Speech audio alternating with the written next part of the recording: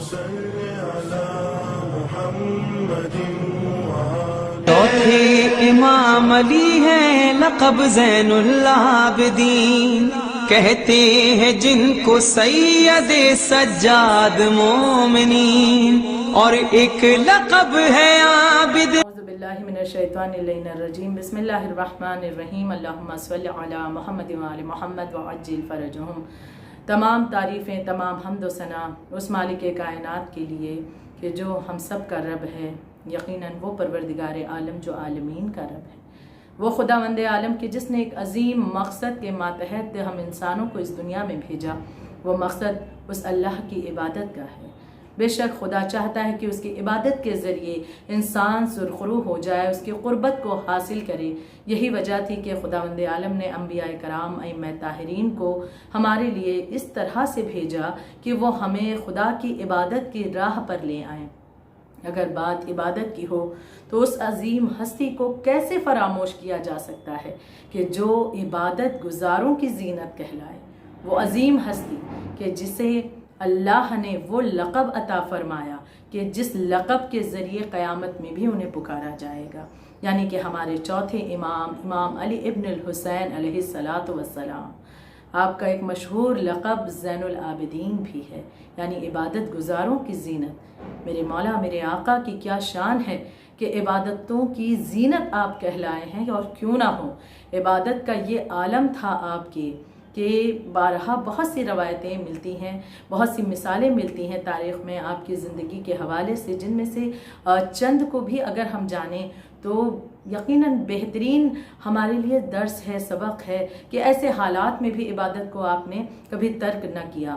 بڑی واضح سی ایک مثال ہے کہ بارہا ہم نے سنا بھی ہے کہ امام زین العابدین علیہ السلام نماز میں مشغول ہیں، اور بیٹا یعنی کہ امام محمد باقر علیہ السلام کنویں میں گر جاتے ہیں، لیکن آپ نے نماز جاری رکھی اور بعد نماز اس کنویں کے پاس گئے، آواز دی، پانی اس طرح سے اوپر آتا ہے کہ بیٹا یعنی امام باقر علیہ السلام کو آپ نے ہاتھ بڑھا کر باہر نکال لیا، یہاں تک کہ دامن بھی تر نہ ہونے پایا۔ دوسری مثال بھی ہم دیکھتے ہیں عبادت کی کہ آپ کے گھر میں آگ لگ جاتی ہے، لیکن اس کے باوجود بھی آپ نماز میں مشغول رہے اور لوگوں نے آگ کو بجھایا، اور جب معاملہ ختم ہوا اور نماز مکمل امام کی ہوئی تو اس وقت امام سے جب لوگوں نے پوچھا تو امام نے فرمایا کہ میں جہنم کی آگ کو بجھانے میں لگا تھا۔ بے شک یہ معصوم ہستیاں ہیں، انہیں ضرورت نہیں ہے کہ وہ جہنم کی آگ کو اپنے لیے، کیونکہ معاذ اللہ یہ معصوم ہستیاں ہیں، ان کے لیے ان کے صدقے میں سب کچھ ہے، تو کیسے ممکن ہے کہ جہنم۔ لیکن یہ ہمارے لیے درس ہے کہ اگر معصوم اس طرح سے توبہ کر رہے ہیں، اس طرح سے عبادت کر رہے ہیں، تو ہماری عبادتیں کس قدر عروج پر ہونی چاہیے۔ ایک مثال یہ بھی ہم دیکھتے ہیں کہ مدینہ شہر میں ایک باغ تھا مولا کا، جس میں 500 درخت تھے۔ آپ جب بھی اس باغ میں داخل ہوتے تھے، ہر درخت کے نیچے 2 رکعت نماز ادا کرتے تھے۔ سبحان اللہ، کیا کہنا میرے مولا کی شان کا، عبادت کا۔ کیوں نہ خداوند عالم زین العابدین لقب عطا فرماتا۔ سجاد ایک لقب اللہ نے عطا فرمایا ہے۔ سجاد کے ماتحت جب ہم تاریخ کو پڑھتے ہیں، جب روایتوں کا جائزہ لیتے ہیں تو جانتے ہیں کہ زمین مشتاق رہتی تھی کہ امام زین العابدین، امام سجاد اس پر سجدہ کریں، یعنی کہ بہت بڑی فضیلت کی زمین آرزو رکھتی ہے کہ امام اس پر سجدہ کریں۔ اور امام کا سجدہ کس طرح سے ہوتا تھا؟ امام سجاد سجدہ شکر جو بجا لاتے، جس بنا پر اتنے سجدے آپ نے کیے کہ آپ کو سجاد کا لقب اللہ نے عطا فرمایا ہے، کہ سجدہ شکر جب آپ کرتے تھے تو نہ صرف یہ کہ نعمتوں کے ملنے پر سجدہ شکر کریں، بلکہ نعمتوں کے ملنے پر بھی سجدہ شکر آپ نے کیا، ہمیشہ کرتے رہتے تھے۔ کوئی مصیبت اگر ٹل جاتی، کوئی مصیبت دور ہوتی تو اس مصیبت کے دور ہونے پر سجدہ شکر کرتے تھے۔ مومنین کے درمیان اصلاح ہو جاتی تو آپ سجدہ شکر کرتے تھے۔ ہمارے لیے ایک بہت بڑا پیغام ہے کہ نہ صرف یہ کہ جب نعمتیں مل جائیں تو ہم نے شکر کر لیا، خدا کا سجدہ شکر ادا کیا، جب مصیبتیں ٹل جائیں، پریشانیاں دور ہو جائیں، تب بھی ہمیں خدا کا سجدہ شکر ادا کرنا چاہیے۔ صرف یہی نہیں، ایک بہترین مثال کہ مومنین کے درمیان اصلاح ہو جائے، اس وقت بھی خدا کا سجدہ کرنا ہے۔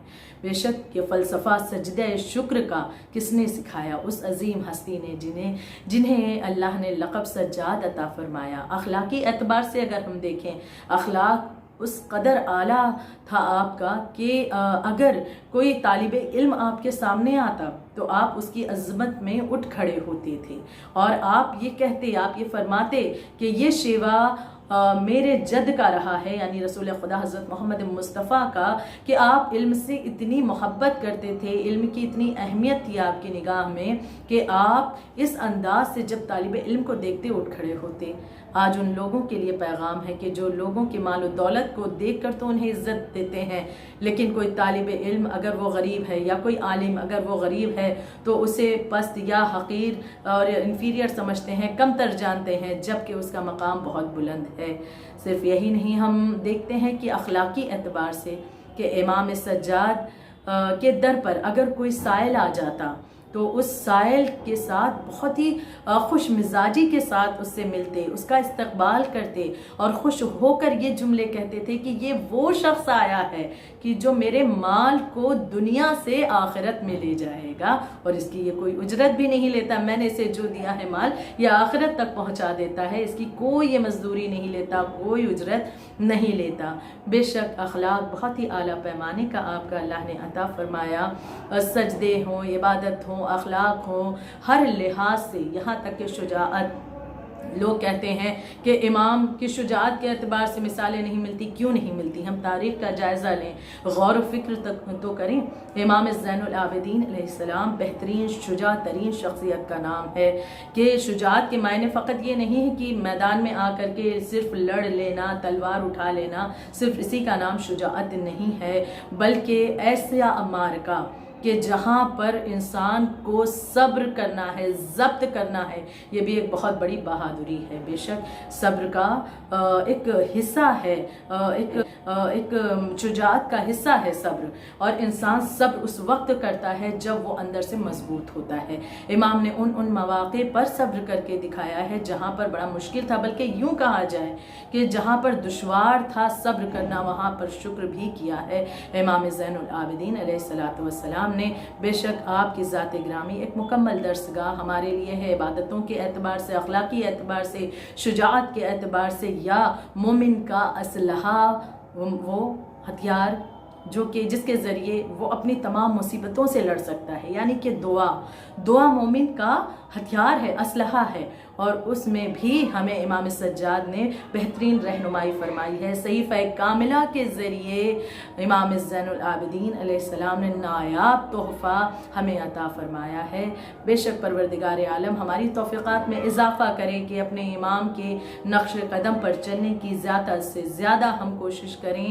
پروردگار عالم ہماری توفیقات میں اضافہ فرمائے، یہ سعادتیں ہمیں عطا فرمائے، اور پروردگار عالم اس پرمسرت موقع پر امام زین العابدین کی ولادت کے صدقے میں ہم سب تمام دعا گو ہیں کہ خدایا جلد از جلد فرزند زہرا کے ظہور میں تاجیل عطا فرمائے۔